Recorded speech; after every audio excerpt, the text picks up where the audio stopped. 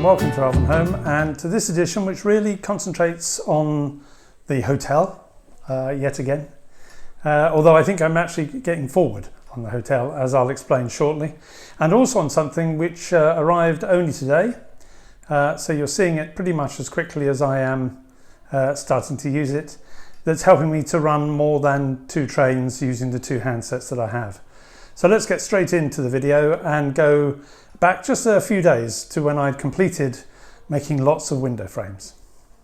Well, in front of you, you see the results of all my efforts in building my window frames. They've all been made now.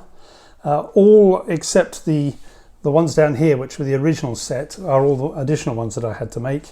And they all now have fully mitered edges, and they've all gone together very easily. The more I used the mitre block, the easier it became. In fact, with some of the windows, it got to the point where one good draw of the saw towards me would make the clean cut straight through. I was grateful for Tim at BR Blues, who commented to me. You'll remember last time round, I said that I hadn't been using this beveled edge here, or angled edge, when I was doing the 45-degree cuts. And I'd managed to completely confuse myself. Because when I had put the beveled edge around the other way, I just had put it the wrong way around. And so because I had to keep turning the plastic, I thought, well, that just doesn't work. But of course, it does work perfectly well. The only thing, interestingly, when I started using it that way round, was that I found that the angles were not accurate, and I don't understand why.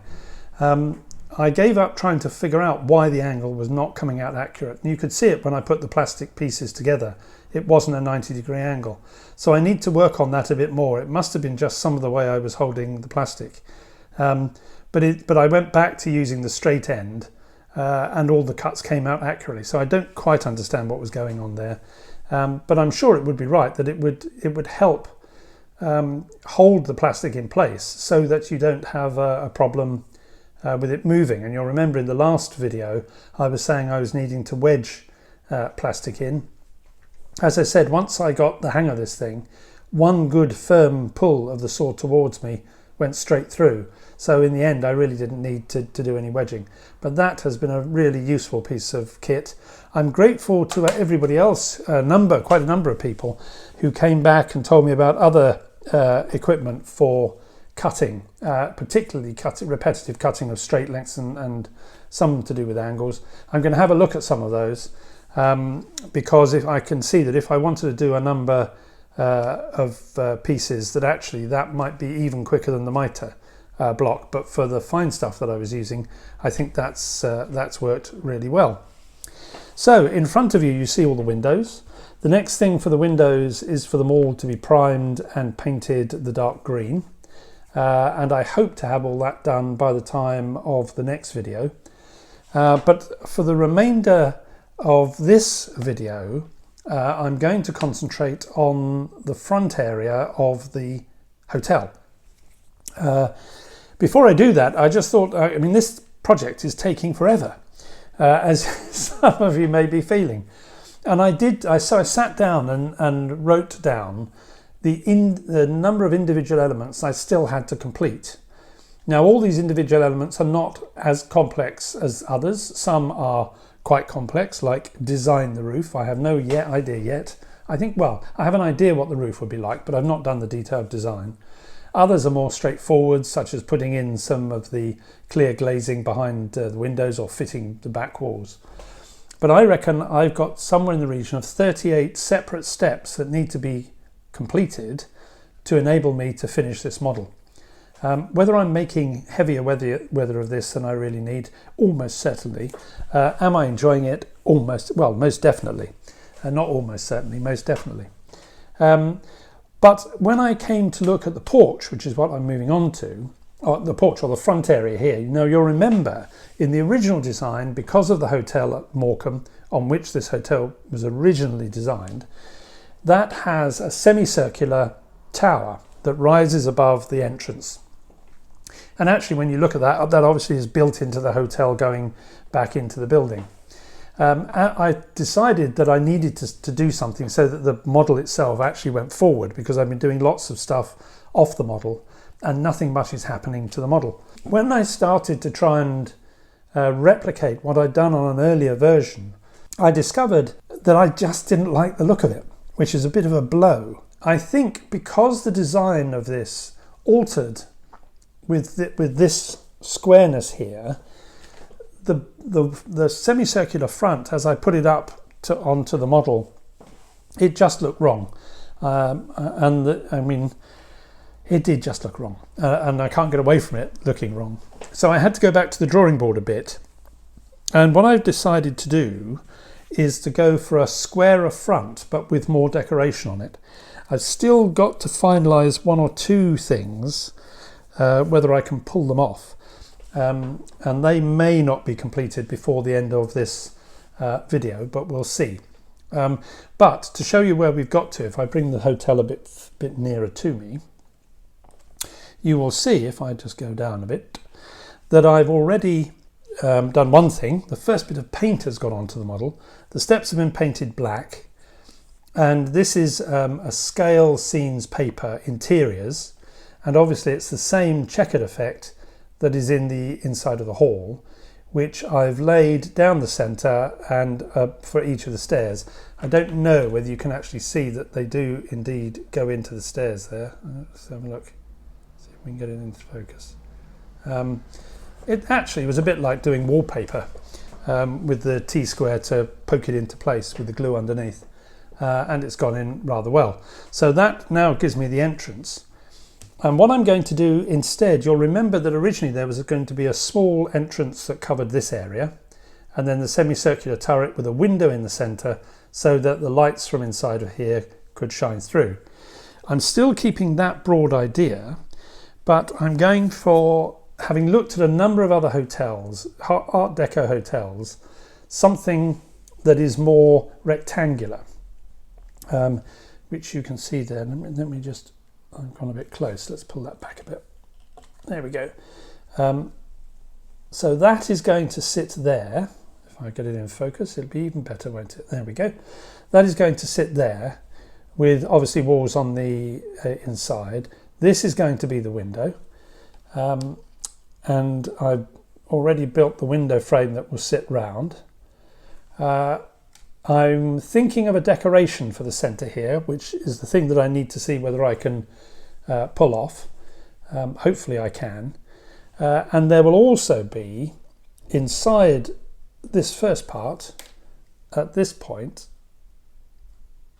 these will be essentially a door, providing something going up the stairs, so that there, as you look in through there, there's a number of doors going through to the revolving door, which is what I always had in mind. So those are the elements that I've got. What I'm now going to do is get off and finish building that, and then show you the outcome at the end.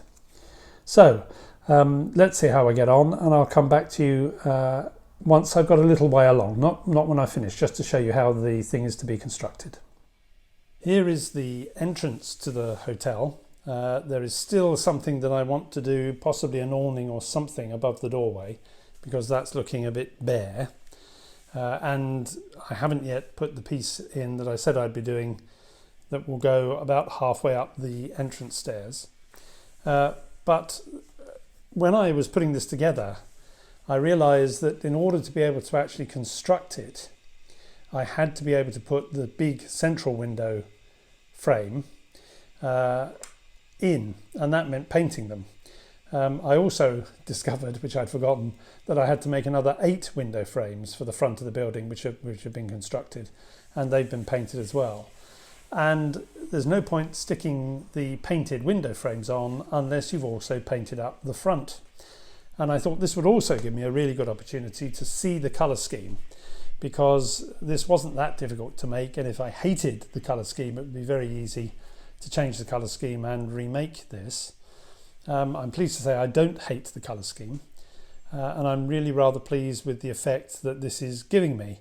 And I do think this is much more in keeping with the overall look and design of the building than a curved tower would have been, which just didn't look right when, as I've said before. So if I take this off, all that I've done is to cut, as you saw, cut the windows out.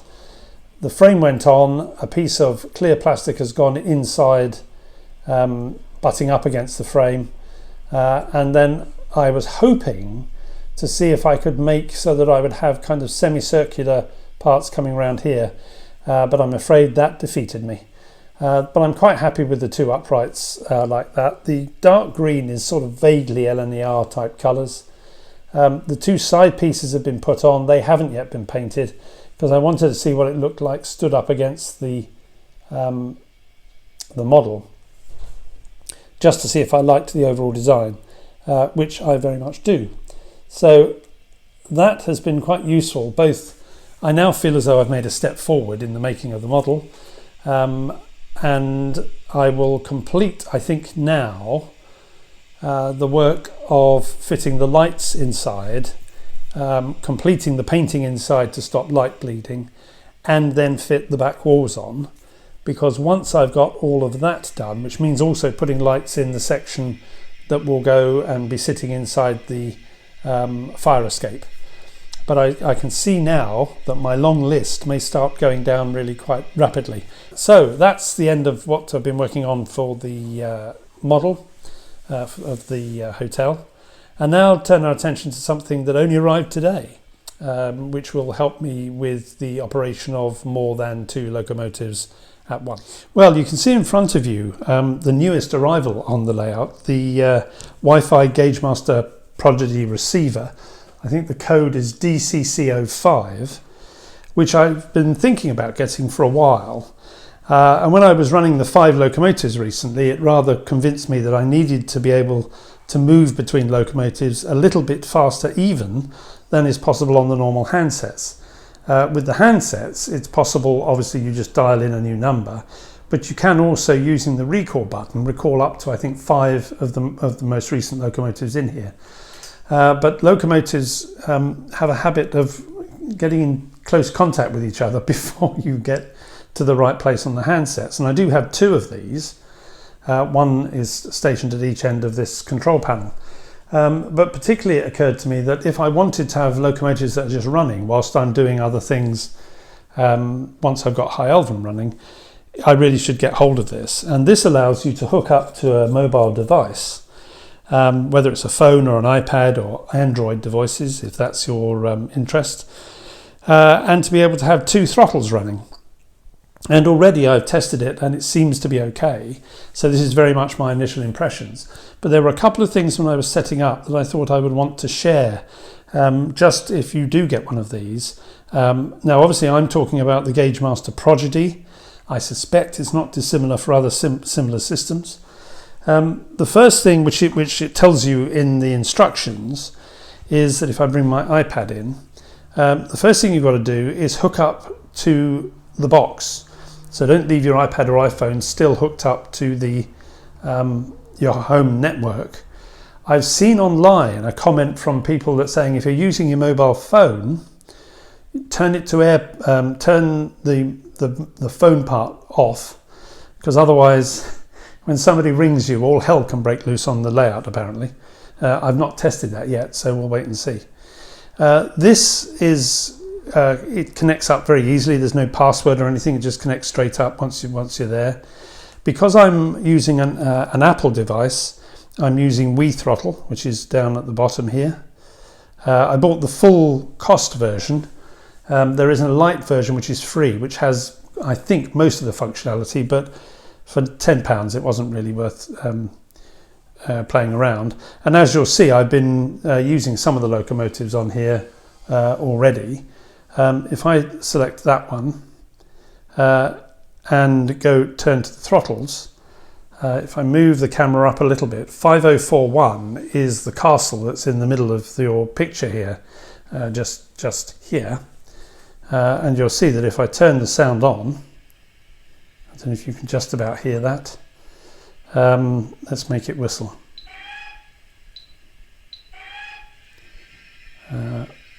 And this will indeed, let's make it go backwards. If I move the throttle up, you will see eventually the train starts to move. As I put the brakes on, it stops. Hooray!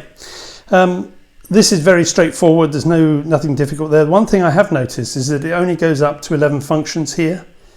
There are 28, I think, on that locomotive. So the thing I haven't yet worked out, and if any of you know, is whether you can go above F11. There is another pad here which I've not investigated yet, but I will, which may indeed allow me to go up to more functions, but equally that could be for accessories, so we'll have to wait and see once I've worked out how that bit works. But the thing I wanted to show you particularly, if I go to settings, was that for the Gaugemaster, it said in the instructions, make sure you set the Wii throttle, this thing down here, to be a higher cab number than your other handset. Each of the handsets is given a cab number. This is the original one, which sits as default as 1, and that's the master handset, and that can't be changed. Obviously my other handset is cab number 2, and again, when you get one of the handsets, the first thing you've got to do is set the cab number, otherwise nothing will happen. So, but it wasn't straightforward on this, how you do that, and I found you had to do it by tapping this, which brings up settings. As you'll see, I've already changed it to cab 3, and module settings, if I bring that in, enabled me to change the cab number and apply, and once I did that I didn't have any problems, everything seemed to work. So I'm looking forward to playing with this, which I will do, and for the next video tell you how I'm getting on with it. But I think that's going to be really helpful for me when I come to having both the depot area, which you can see up here, and High Elven, which I'm not going to show you because that end of the layout is a tip at the moment, for doing shunting work or just being able to manipulate trains in addition to whatever I may be having running on the main lines. So I was very pleased with that. Again, very pleased with Model Railways Direct down in Portishead. They really seem very good for prices, so I passed that on. Again, as I said in the last one, I'm not being paid by them. And I bought all this with my own money. But that concludes, because this is right bang up to date, we're now Wednesday afternoon, this video.